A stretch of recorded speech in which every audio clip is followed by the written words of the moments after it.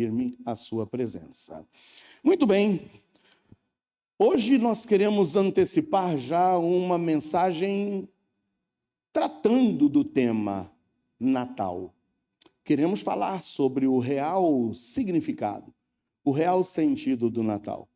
Eu sei que todos vocês estão cientes de que nós não temos nada na Bíblia que nos comprove que 25 de dezembro é a data em que nós realmente comemoraríamos o nascimento de Jesus Cristo. Nós até sabemos que, pela lógica, não deve ter sido em dezembro. Pelo relato dos pastores no campo, a data de dezembro, o mês de dezembro, é um mês impróprio para que lá em Belém os pastores estivessem com o céu estrelado, observando aquela noite maravilhosa, a aparição dos anjos e tudo isso, porque nessa época do ano, lá em Israel, é frio e frio pesado.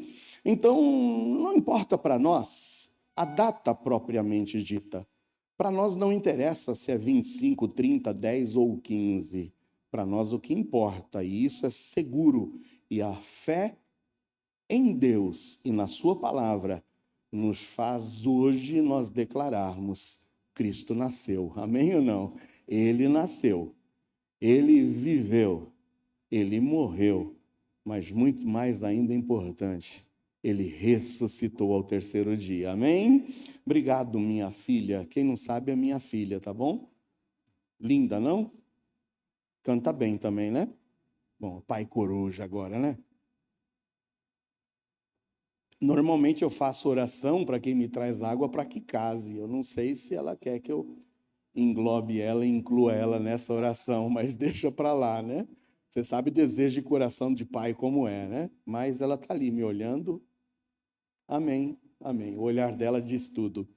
Mas, irmãos, vamos aqui tratar um pouquinho sobre o tema Natal. Eu quero hoje falar sobre Jesus, porque não tem Natal sem Jesus. E se Jesus não tivesse vindo, nós nem estaríamos aqui falando de Natal. Realmente, uma das questões mais importantes de nossas vidas, da tua e da minha vida, e que vai determinar, seja o nosso presente, o nosso passado ou o nosso futuro, é de fato a consciência que você tem acerca de Jesus, da existência dele ou não, do teu relacionamento com ele ou não. Precisamos saber quem ele é. E esse conhecimento acerca de quem ele é, eu diria até mais, o reconhecimento por parte dele de quem você é o que pode de fato transformar toda a nossa história e a nossa vida. O nascimento de Jesus Cristo, sem sombra de dúvidas, constitui-se num dos mais importantes e relevantes acontecimentos de toda a história humana. Eu poderia citar vários acontecimentos. Se você fizer uma busca na internet, que hoje é a nossa grande enciclopédia de consulta, se você fizesse hoje uma busca rápida sobre os 100 principais acontecimentos da humanidade em todos os tempos, várias seriam as opiniões sobre fatos importantes da história. Mas eu gostaria de destacar pelo menos 4 acontecimentos relevantes. O primeiro, que todos os historiadores colocam como sendo um dos acontecimentos mais importantes da história da humanidade, foi o momento da Revolução Agrícola, que é aquele momento em que o homem passa de nômade, de alguém que saía em busca de alimento, para ele conseguir domesticar os animais, colocar os animais a seu serviço, e também quando o homem passou a inventar instrumentos agrícolas, e que começaram a fazer do homem não simplesmente alguém que buscasse o alimento, mas alguém que começasse a produzir o seu próprio alimento. Essa revolução agrícola, dizem os historiadores, fez com que o homem deixasse de ser nômade para ele parar, para começar então a se aglomerar, e as grandes cidades começaram a surgir, com o homem tendo domínio sobre os animais e sobre a agricultura. É um acontecimento interessantíssimo. Alguns colocam isso para milhares de anos passados. Mas se a gente alia essa revolução agrícola com o que lá mais para frente, por volta do século XVIII, no chamado Revolução Industrial, A Revolução Industrial trouxe mudanças tremendas na história da humanidade. Primeiramente com a descoberta da máquina a vapor. Uau, como isso mudou! Como isso aí fez com que o homem pudesse transferir agora, não para os animais e não para instrumentos agrícolas, mas para as máquinas, parte do trabalho que o homem até então fazia por força própria. Então, o século XVIII marcou essa descoberta das máquinas a vapor.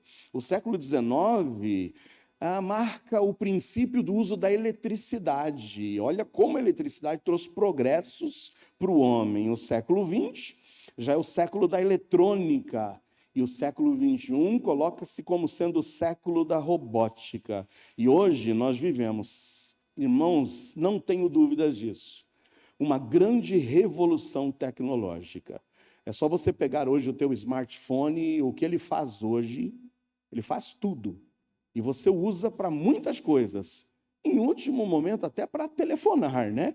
É o que menos a gente usa hoje um smartphone é para telefonar, é para falar com alguém. Mas nós nos comunicamos com o mundo inteiro através de um aparelho desse que cabe na palma de suas mãos. O que dizer hoje dos automóveis? Na quarta-feira aqui, quando eu comentava com os irmãos, que eu peguei uma enchente há vários anos passados com o meu Fusquinha de assoalho furado, era interessante, peguei uma enchente com o meu Fusquinha, a primeira coisa, a água que havia entrado no carro saiu com facilidade pelos furos do assoalho. E depois, colocado para funcionar, foi a coisa mais simples. Tirar as velas, você botava um foguinho ali com gasolina mesmo, esquentava as velas, né? Limpava o distribuidor, secava tudo ali, dava partido e o Fusquinha ia embora. Agora hoje, como é que a gente faz para movimentar um carro com toda essa tecnologia, com injeção eletrônica, com módulo eletrônico? Se pifou, meu irmão, é acionar o seguro e pedir para guinchar, não tem como, não tem o que a gente fazer. Eu me recordo do Fusquinha com o acelerador quebrado, eu peguei um palito de sorvete e calcei o acelerador com o palito de sorvete e fui embora com o Fusquinha acelerado. Sem embreagem? Quem já dirigiu Fusquinha, Brasília, Kombi sem embreagem? Fala a verdade. Só no tempo, não era fácil? Eu estou vendo aí muitos saudosos, mas a tecnologia tem avançado. Então, olha, revolução agrícola e revolução industrial mudaram a história do ser humano. Mas outros dois eventos muito ligados entre si, eu diria, foi o advento da escrita. Quando o homem, então, passou a dominar a escrita através de símbolos, através, inicialmente, de desenhos, começar a colocar no papel a escrita, a fala, passar a perpetuar a história através da escrita.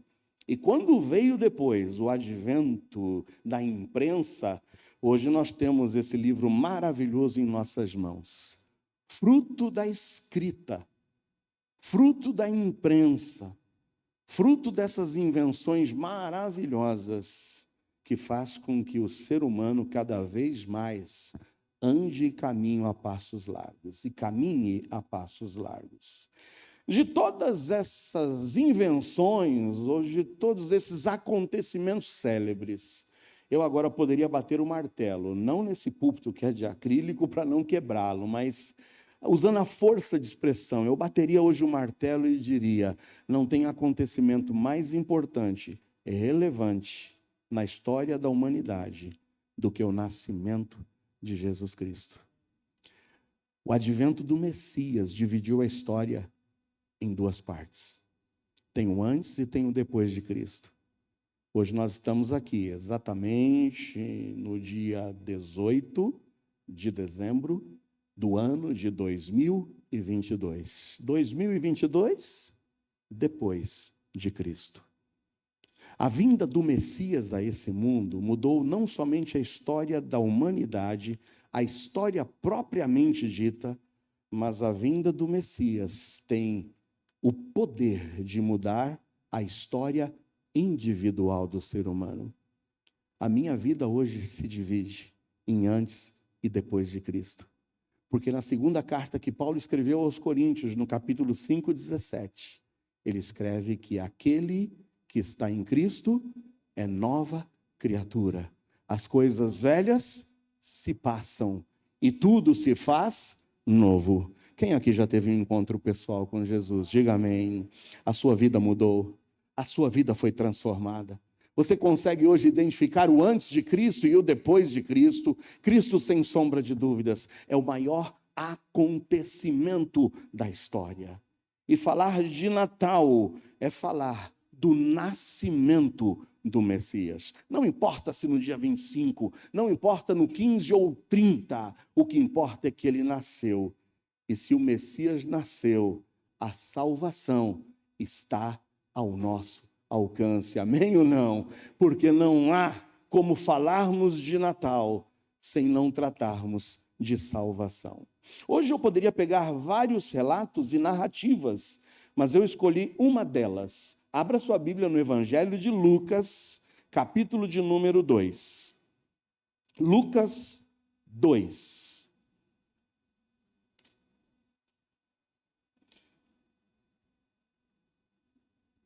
Nós hoje vamos observar o relato de Lucas, capítulo de número 2. Vamos ler os 20 primeiros versículos. Acompanhe a leitura aí comigo. Lucas, capítulo 2, versículos 1 a 20.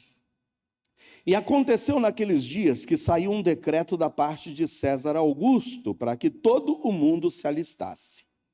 Este primeiro alistamento foi feito sendo Quirino presidente da Síria. E todos iam alistar-se, cada um à sua própria cidade. E subiu também José da Galiléia, da cidade de Nazaré, à Judéia, à cidade de Davi, chamada Belém, porque era da casa e família de Davi, a fim de alistar-se com sua mulher Maria, desposada com ele, a qual estava grávida. E aconteceu que, estando eles ali, se cumpriram os dias em que ela havia de dar à luz. E deu à luz a seu filho primogênito, e envolveu-o em panos, e deitou-o numa manjedoura, porque não havia lugar para eles na estalagem. Ora, havia naquela mesma comarca pastores que estavam no campo e guardavam durante as vigílias da noite o seu rebanho. E eis que o anjo do Senhor veio sobre eles, e a glória do Senhor os cercou de resplendor, e tiveram grande temor.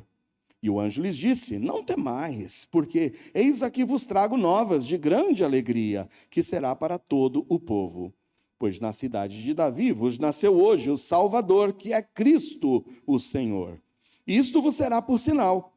Achareis o menino envolto em panos e deitado numa manjedoura, e no mesmo instante apareceu com um anjo uma multidão dos exércitos celestiais, louvando a Deus e dizendo: glória a Deus nas alturas, paz na terra, boa vontade para com os homens. E aconteceu que, ausentando-se deles os anjos para o céu, disseram os pastores uns aos outros: vamos, pois, até Belém, e vejamos isto que aconteceu, e que o Senhor nos fez saber. E foram apressadamente, acharam Maria e José, e o menino deitado na manjedoura. E vendo-o, divulgaram a palavra que acerca do menino lhes fora dita. E todos os que a ouviram se maravilharam do que os pastores lhes diziam.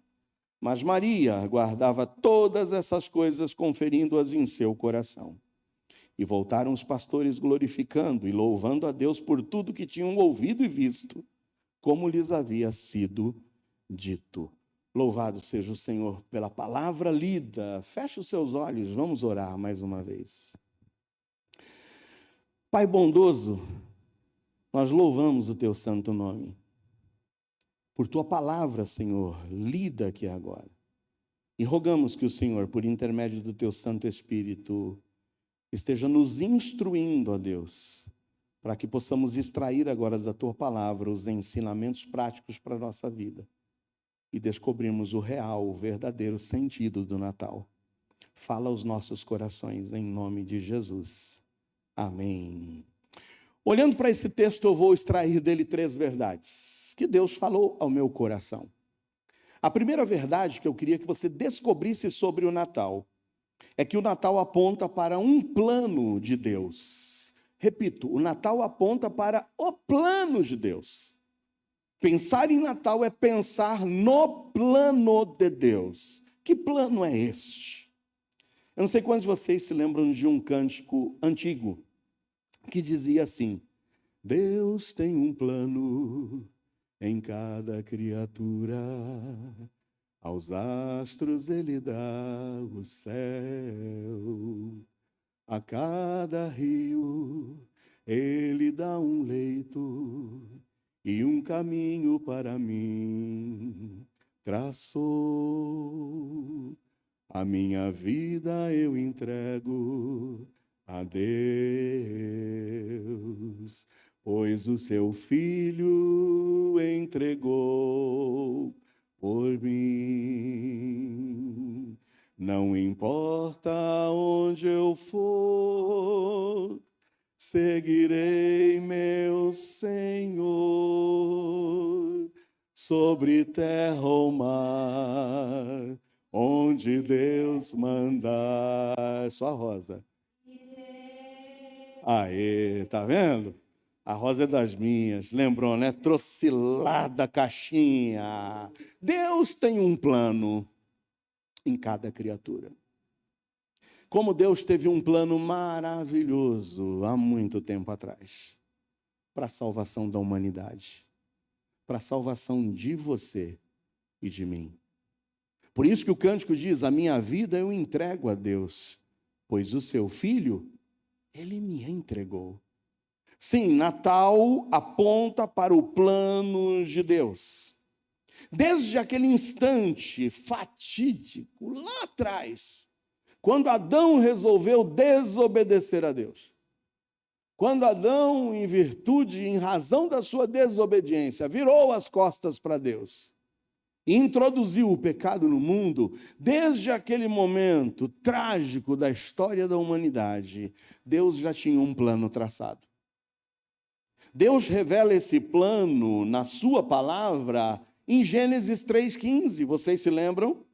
Deus dá um decreto à serpente, que personificava ali naquele momento o inimigo de nossas almas, Satanás, o diabo. E em Gênesis 3,15, as palavras de Deus foram as seguintes: porém, inimizade entre ti e a mulher, e entre a tua semente e a sua semente. Esta te ferirá a cabeça, e tu lhe ferirás o calcanhar. A primeira promessa de que um dia Deus solucionaria o problema do pecado, enviando um que viria da semente da mulher. Essa mulher, enganada, seduzida pelo diabo, seria da semente da mulher que viria o Salvador do mundo. Aquele que viria para esmagar a cabeça de Satanás. A serpente queria morder o calcanhar, mas os pés do Messias esmagariam a cabeça da serpente. A primeira promessa está aqui em Gênesis 3,15. Mas é interessante, uma certa vez eu preguei já aqui uma série de mensagens na igreja, quando eu disse para vocês que se você quiser saber como foi o começo da história, é só a gente ir para o último livro da Bíblia. Em Apocalipse 13:8, nós temos como é que essa história começa, como é que esse plano tem início. Em Apocalipse 13:8 está escrito, é um evento que nos joga lá para o futuro, um futuro distante ainda de nós, não palpável por nós, mas que quando essa humanidade estiver atravessando a grande tribulação, aí o Senhor deixa gravado na sua palavra em Apocalipse 13:8, que durante a grande tribulação, muitos adorarão a besta. E quem são esses? Adoraram-na todos os que habitam sobre a terra, esses cujos nomes não estão escritos no livro da vida do Cordeiro. Agora olha que interessante, o livro da vida do Cordeiro, onde tem o nome daqueles que um dia creram no Messias e entregaram-se ao Salvador desse mundo, aqueles que um dia arrependeram-se de seus pecados e receberam a Jesus como seu Salvador, terão seus nomes gravados no livro da vida do Cordeiro. Mas olha que interessante, quando é que Deus já havia planejado que haveria um livro e que o Cordeiro deveria ser morto? Desde quando? Livro da vida do Cordeiro, que foi morto desde quando? A fundação do mundo. Deus tem um plano. E esse plano já vem desde antes da fundação do mundo. O plano passa pelo Messias, o plano passa por Cristo. E qualquer plano que não inclua Jesus Cristo é um plano frustrado. Por isso que Natal, mais uma vez eu te repito, Natal aponta para o plano de Deus. Natal faz parte do plano de Deus. E no plano de Deus está escrito nessa palavra, através do profeta Miqueias, no capítulo 5, no versículo 2. Veja o que diz em Miqueias 5:2. E tu, Belém Efrata, posto que pequena entre os milhares de Judá, de ti me sairá o que governará em Israel, e cujas saídas são desde os tempos antigos, desde os dias da eternidade.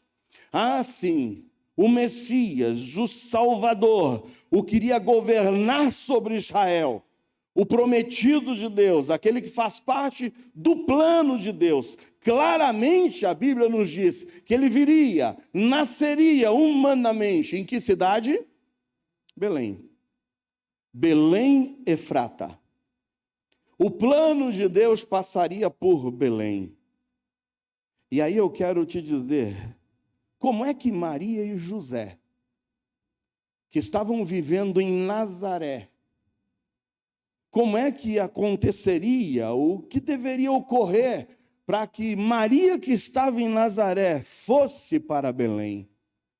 Porque a profecia diz, é necessário que o Messias, dentro do plano de Deus, porque Natal aponta para o plano de Deus, o Messias nasceria em Belém, mas eles estavam em Nazaré. O que faz o Senhor no texto-chave que nós lemos em Lucas? Está com a Bíblia aberta ainda em Lucas 2?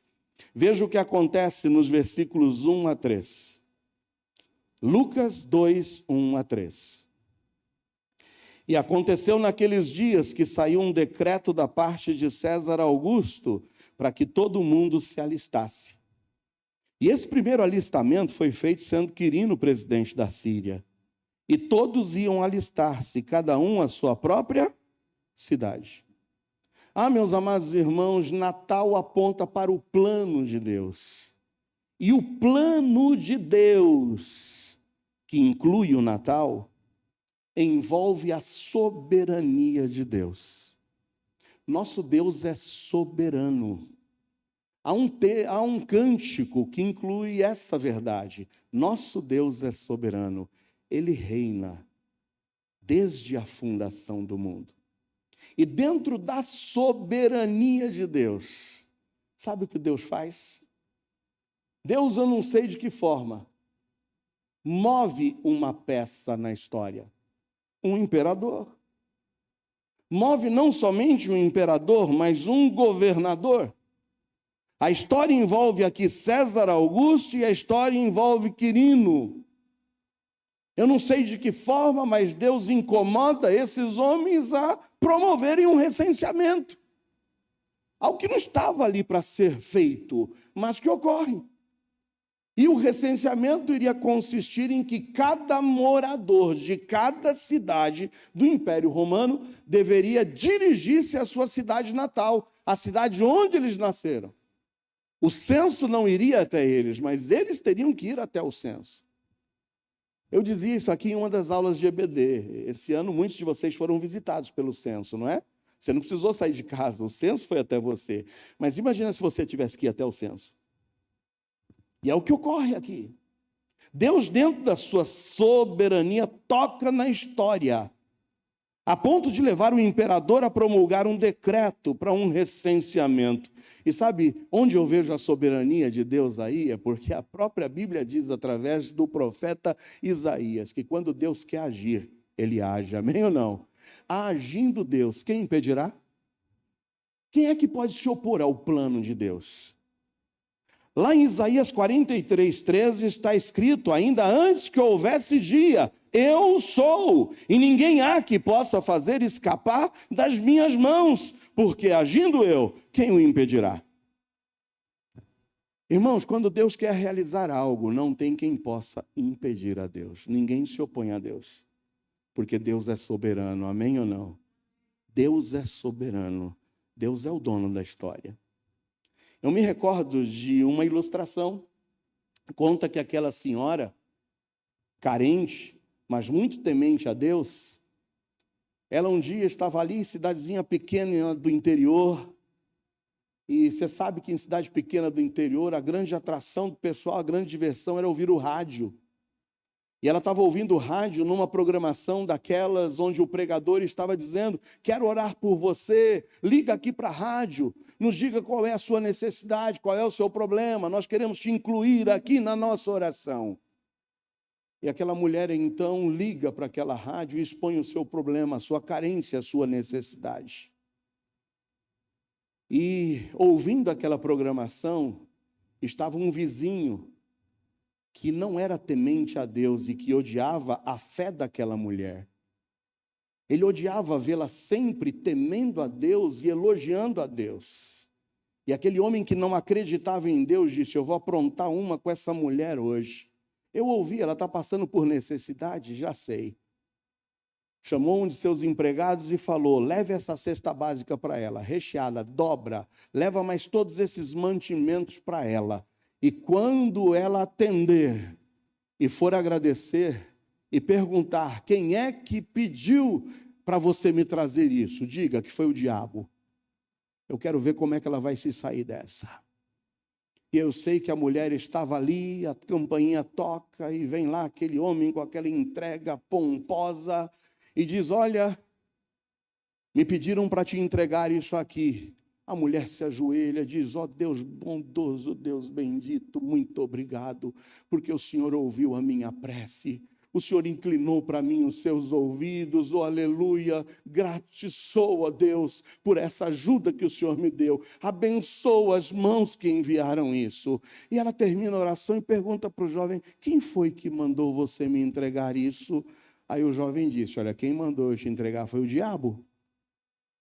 Ela fala: muito obrigado a Deus, porque quando o Senhor quer agir e quando o Senhor manda, até o diabo obedece.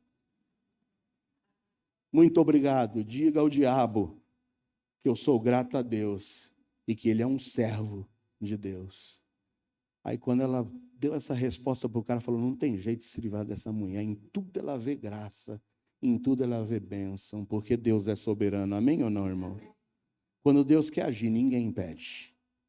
Então veja, o plano de Deus, porque Natal aponta para o plano de Deus, passa pela soberania de Deus, de tocar na história e fazer com que um recenseamento ocorra. Mas é aí que eu quero te dizer, que Natal aponta para o plano de Deus. O plano de Deus envolve a soberania de Deus, mas o plano de Deus envolve também a responsabilidade humana. E eu vejo a responsabilidade humana nos versículos 4, 5 e 6. Está ainda em Lucas 2?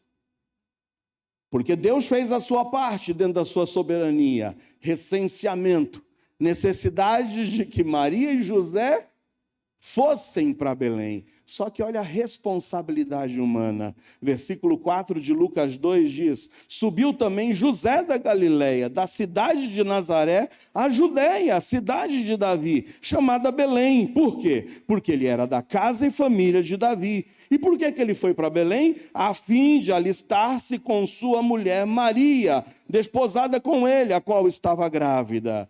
E aconteceu que, estando eles ali, se cumpriram os dias em que ela havia de dar à luz. De nada, meus amados irmãos, adiantaria o agir de Deus, a preparação de um decreto, tocar no imperador para que houvesse um recenseamento. De nada adiantaria nada disso se José e Maria não estivessem dispostos a obedecer. O que muda a história é a obediência de José e Maria, independentemente das circunstâncias. Quantas desculpas você não daria para não participar desse recenseamento? Ah, minha esposa está grávida, como é que a gente vai fazer uma viagem dessa? Aqui nada não, depois eu vou lá e jogo um atestado. Não é isso? Eu vou lá depois e dou qualquer justificativa, vamos no médico depois, alguma coisa a gente faz. Mas que é isso, fazer uma viagem dessa? Não é lógico. Meus amados, Deus aponta o caminho, mas ao homem cabe a obediência. Quantos de vocês não estão deixando de receber a bênção de Deus porque insistem na desobediência? Deus é soberano. Deus aponta o caminho. Deus diz o que deve ser feito. Mas quem decide é tu. Quem decide é você. Deus não poupa e Deus não tira de cena a responsabilidade humana. Em Romanos 8, 28, nós lemos: sabemos que todas as coisas contribuem conjuntamente para o bem daqueles que amam a Deus e daqueles que são chamados segundo o seu propósito. Muitas pessoas sofrem em suas vidas porque não assumem a sua parcela dentro do plano de Deus. Deus não vai fazer por você. Ouça bem, Deus não vai fazer por você aquilo que você tem que fazer. Tem gente que fica aqui de peito para o ar, esperando que Deus faça tudo. São os famosos folgados, os crentes 6 horas. Lembra? Isso. 6 horas por mim aí? Só tem 6 horas, o relógio dele está parado em 6 horas. 6 horas por mim? Ele mesmo não quer orar, ele quer que os outros orem. Ele não quer correr atrás do trabalho, ele quer que o trabalho venha para ele. Deus é soberano, mas Ele não te exime da tua responsabilidade. Deus estava disposto a salvar a humanidade do dilúvio, mas jogou uma responsabilidade a Noé: construa a arca. Deus poderia salvar todos sem a arca? Alguém duvida? Mas Deus deu a responsabilidade: eu te salvarei, mas construa a arca. Deus estava disposto a salvar Ló da destruição de Sodoma, mas disse a Ló: saia e não olhe para trás. Deus é soberano, Ele estipula, Ele demanda o plano, mas cabe a nós assumirmos a nossa responsabilidade no plano de Deus. Deus iria, sem sombra de dúvidas, poupar Isaque. Mas Deus só pouparia Isaque quando visse o agir na vida de Abraão, que era levantar o cutelo para imolar o seu próprio filho. E Deus poupou Isaque quando viu o agir de Abraão. Deus derrubaria o gigante. Golias cairia, mas a Davi caberia lançar a pedra. Acorda. Cai na real. Deus é soberano, amém ou não? Mas Ele não te exime da tua responsabilidade. E Natal aponta para o plano de Deus. Deus fez o que cabia a Ele, dentro da sua soberania, incomodou. Fez o imperador declarar um recenseamento, mas cabia agora a José e Maria fazerem sua parte e serem obedientes. Acorda, desperta, acorda para a vida. Deus não vai te eximir da tua responsabilidade. Tua casa está caindo e é responsabilidade tua. Teu lar está desmoronando e é tua responsabilidade. Teus filhos estão escapando das tuas mãos e é tua a responsabilidade. O tempo está acabando. Cristo está voltando e é tua responsabilidade. Acorda, desperta. Está querendo ganhar o mundo inteiro e está perdendo a própria vida. De que adianta o homem ganhar o mundo inteiro e perder a sua alma?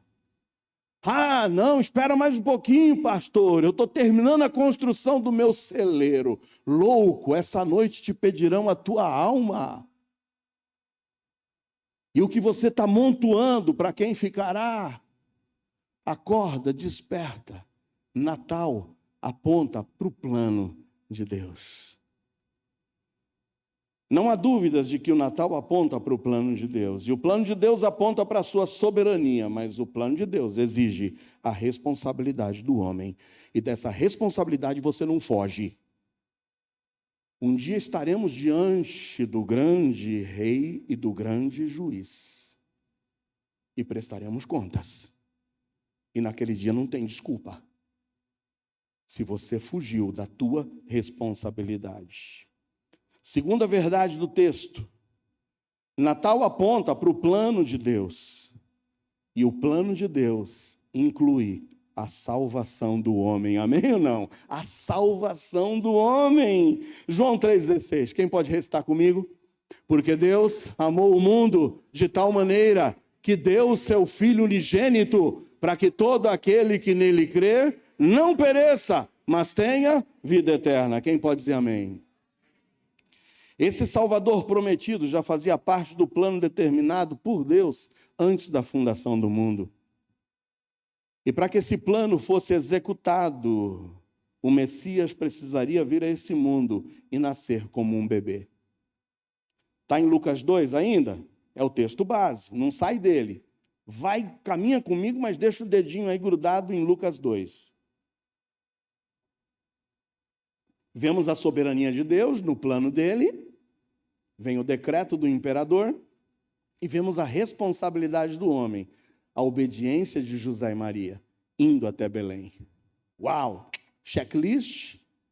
O Messias deve nascer em Belém, é lá onde eles estavam, porque obedeceram a Deus.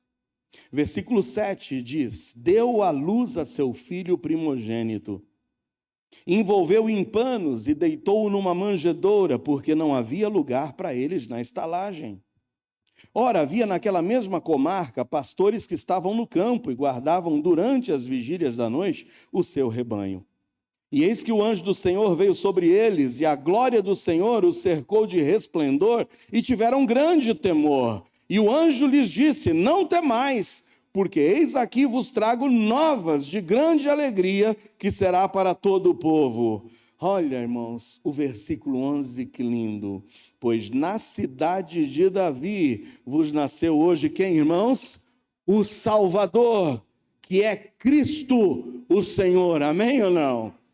O plano de Deus envolve o Salvador. A salvação do homem. Natal não é simplesmente o nascimento de um bebê, não é simplesmente o nascimento de Jesus, mas é o nascimento do Salvador, que é Cristo, o Senhor. A Bíblia nos diz que o Messias, que haveria de nascer, seria o Salvador. Em Mateus 1:21, nós temos aqui o evangelista Mateus dizendo: dará à luz um filho, e chamarás o seu nome Jesus. Por quê? Porque ele salvará o seu povo dos seus pecados. Ele seria o Salvador. E Cristo, de fato, é o único Salvador. Amém ou não? Em nenhum outra salvação, porque debaixo do céu nenhum outro nome é dado entre os homens, pelo qual importa que sejamos salvos.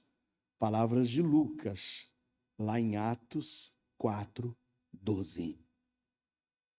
Mas nos diz também, Paulo escrevendo a Timóteo, no capítulo 2, no versículo 5, há um só Deus e um só mediador entre Deus e os homens. Quem? Jesus Cristo, o homem. Ah, meus amados irmãos, ele seria o Salvador. Mas os pastores declaram, os anjos dizem ao pastor: vão lá. E os pastores com seus olhos presenciam as palavras do anjo: na cidade de Davi vos nasceu hoje o Salvador. Mas quem mais? O Cristo. Jesus seria o Salvador, mas ele seria o Cristo. E a palavra Cristo significa o Messias, aquele que é ungido, aquele que é consagrado. Em Atos 10, 38 a 41. Atos 10, 38 a 41, diz a palavra do Senhor: Como Deus ungiu a Jesus de Nazaré com o Espírito Santo e com poder, o qual andou fazendo bem e curando a todos os oprimidos do diabo, porque Deus era com ele. E nós somos testemunhas de todas as coisas que fez, tanto na terra de Judeia como em Jerusalém, ao qual mataram, pendurando-o no madeiro. A Cristo, ao Messias, Deus ressuscitou ao terceiro dia e fez que se manifestasse, não a todo o povo, mas às testemunhas que Deus antes ordenara, a nós que comemos e bebemos juntamente com ele, depois que ressuscitou dentre os mortos. Sim, Jesus Cristo faz parte do plano de Deus para a salvação do homem. Ele é o Salvador, o único Salvador. Mas ele é o Messias, o ungido de Deus. Mas também nos diz, ele será o Salvador, o Cristo, o Senhor. Em Atos 2, 36 a 38, a palavra de Deus afirma exatamente isso. Em Atos 2, 36 a 38, diz assim: saiba, pois, com certeza toda a casa de Israel, que a esse Jesus, a quem vós crucificastes, Deus o fez Senhor e Cristo. E ouvindo eles isto, compungiram-se em seu coração e perguntaram a Pedro e aos demais apóstolos: que faremos, homens e irmãos? E disse-lhes Pedro, disse o quê? Arrependei-vos, e cada um de vós seja batizado em nome de Jesus Cristo, em remissão de pecados, e recebereis o dom do Espírito Santo. Natal. Natal aponta para o plano de Deus. Plano de Deus que envolve a soberania de Deus, mas envolve a responsabilidade humana. Mas Natal não simplesmente aponta para o plano de Deus, mas aponta para o plano de Deus para a salvação do homem.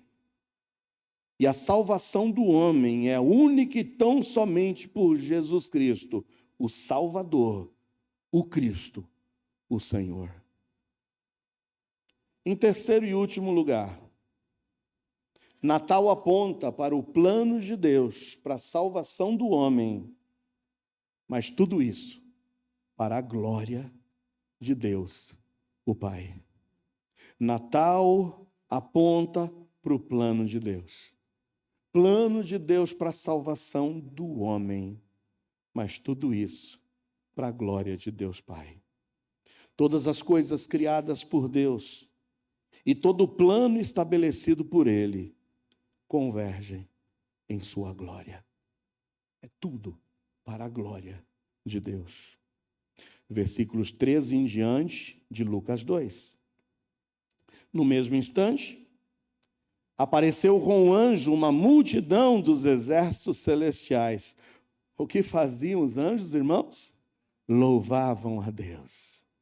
E louvavam a Deus, glorificavam a Deus, engrandeciam a Deus, dizendo: glória a Deus nas alturas, paz na terra, boa vontade para com os homens. E aconteceu que, ausentando-se deles os anjos para o céu, disseram os pastores uns aos outros: vamos, pois, até Belém e vejamos isso que aconteceu e que o Senhor nos fez saber. E foram apressadamente e acharam Maria e José e um menino deitado na manjedoura. E vendo-o, divulgaram a palavra que acerca do menino lhes fora dita. E todos os que a ouviram se maravilharam do que os pastores lhes diziam. Mas Maria guardava todas essas coisas, conferindo-as em seu coração. E voltaram os pastores. Voltaram os pastores fazendo o quê, irmãos? Glorificando e fazendo mais o quê? Louvando a Deus por tudo que tinham ouvido e visto, como lhes havia sido dito. Amém? Natal aponta para o plano de Deus. Não um plano qualquer. O plano de Deus para a salvação do homem. E tudo isso para a glória de Deus, o Pai. Deus é glorificado quando um pecador se arrepende. Deus é glorificado quando de fato o Natal se torna realidade na vida de alguém, quando Cristo nasce em seu coração. Em Lucas 15, 7, está claro essa alegria que há nos céus quando um pecador se arrepende. Lucas 15, 7 diz: digo-vos que assim haverá alegria no céu por um pecador que se arrepende, mais do que por 99 justos que não necessitam de arrependimento. Deus é glorificado quando uma alma se arrepende. E há alegria no céu. Será que há alguém hoje aqui que precisa arrepender-se? Será que há alguém hoje aqui que tem procurado se eximir da sua responsabilidade até hoje? Acha até bonito o Natal, data festiva, data agradável, data de luzes, data de festas. Sim, mas Natal aponta para o plano de Deus. E o plano de Deus envolve a sua soberania. Deus é soberano para nos julgar. Deus é soberano para exercer juízo sobre cada um de nós. E eu sempre digo para vocês, sabe o que nos cabia? Sabe o que nós mereceríamos? A morte eterna, a separação eterna de Deus.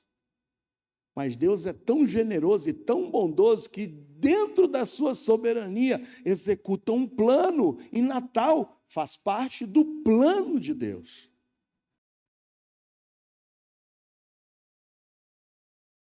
A sua responsabilidade de acordar, de despertar e de achegar-se a Ele, de arrepender-se. Nós vimos que o plano de Deus envolve a salvação do homem. Deus amou o mundo de tal maneira que deu o seu Filho unigênito, para que todo aquele que nele crer não pereça, mas tenha vida eterna. Natal é presente de Deus, Natal é graça de Deus, Natal é chance de salvação. Oh, meu amado, não se livre dessa que é tua responsabilidade. Deus é glorificado quando uma alma se arrepende e quando há alegria nos céus. Mas Deus é glorificado quando os homens decidem viver em paz. Qual foi a mensagem dos anjos? Volta comigo, olha aqui o que está dizendo no versículo 13. No mesmo instante apareceu com um anjo uma multidão dos exércitos celestiais, louvando a Deus e dizendo: qual é o louvor que chega ao trono de Deus? Glória a Deus nas alturas, paz na terra e boa vontade para com os homens. Deus é glorificado quando os homens tomam uma decisão, e a decisão é: vamos viver em paz. Primeiramente, paz com Deus.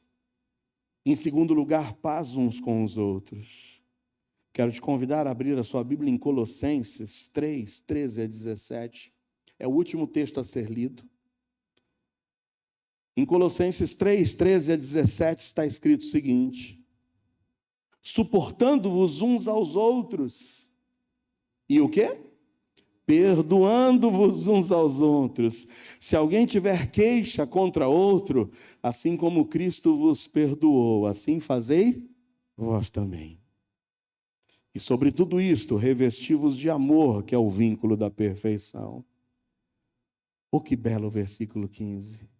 E a paz de Deus. Qual foi o cântico de louvor e de glorificação a Deus dos anjos? Paz na terra aos homens. O versículo 15 diz: a paz de Deus, para a qual também fostes chamados em um corpo, domine em vossos corações e sede agradecidos. A palavra de Cristo habite em vós abundantemente, em toda sabedoria, ensinando-vos e admoestando-vos uns aos outros, com salmos, hinos e cânticos espirituais, cantando ao Senhor com graça em vosso coração. E quanto fizerdes por palavras ou por obras, fazei tudo em nome do Senhor Jesus, dando por ele o quê? Graças a Deus Pai. Todas as coisas criadas por Deus e todo o plano estabelecido por ele convergem em sua glória. Eu quero concluir a breve mensagem dessa noite, te dizendo que de todos os grandes acontecimentos da história, o maior deles é o nascimento de Cristo. O nascimento de Cristo não somente dividiu a história da humanidade em antes e depois de Cristo, mas o nascimento de Cristo tem o poder de dividir a tua história. Se alguém está em Cristo, nova criatura é. As coisas velhas se passam e tudo se faz novo. Através de Cristo, nós temos as nossas vidas transformadas. E transformados por Ele, viveremos em paz com Ele e com o nosso próximo. E vivendo em paz com Ele e com o nosso próximo, glorificaremos a Deus. Natal aponta para o plano de Deus. Não um plano qualquer. O plano para a salvação do homem. E quando você se arrepende dos seus pecados, há festa nos céus. E o nome de Deus é glorificado. Tudo para a glória dele. Tudo para a sua glória. Fecha seus olhos, eu quero orar por você. Curva a sua cabeça. Será que alguém aqui, nessa noite,